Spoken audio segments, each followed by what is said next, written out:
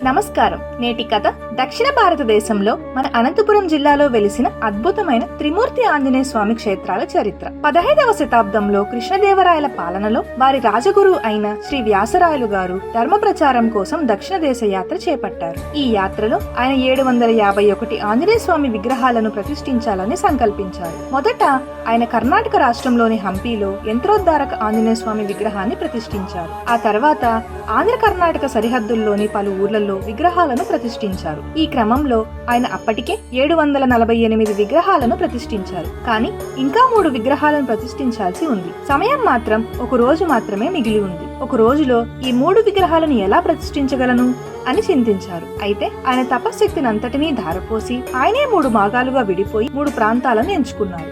ఈ 3 చోట్ల ఒకేసారి శ్రావణ మాసంలో శ్రవణ నక్షత్రంలో ఆంజనేయ స్వామికి ప్రీతికరమైన మంగళవారం రోజున ఈ 3 ఆంజనేయ స్వామి విగ్రహాలను ప్రతిష్ఠించడం జరిగింది. ఆ 3 పవిత్ర క్షేత్రాలే మన మురడి, మాకల, ఇప్పుడు నేమకల్లు, కసాపురం. మొదటిది మురడి ఆంజనేయ స్వామి. కర్ణాటక సరిహద్దుల్లో ఉన్న మురడి గ్రామంలో వెలిసిన ఈ ఆంజనేయుడు భక్తులకి బలాన్నిచ్చే శక్తి స్వరూపుడు. రెండవది నేమకల్లు ఆంజనేయ స్వామి. ఆంధ్ర కర్ణాటక సరిహద్దుల్లోని నేమకల్లు గ్రామంలో ఉన్న ఈ ఆంజనేయుని గుడి స్థానిక ప్రజల ఆరాధన కేంద్రంగా నిలిచింది.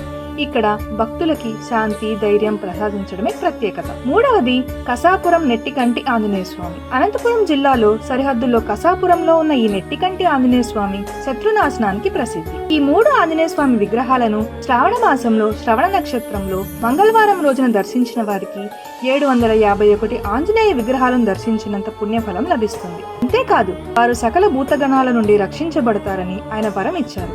అప్పటి నుండి ఈ 3 ఆంజనేయ దేవాలయాలు భక్తులచే పూజలందుకొని స్వామి కృపకు పాత్రులవుతున్నారు. ఈ దివ్యమైన క్షేత్రాలను దర్శించి ఆంజనేయ స్వామి కృపకు పాత్రులవ్వండి. జై ఆంజనేయ, జై శ్రీరామ్.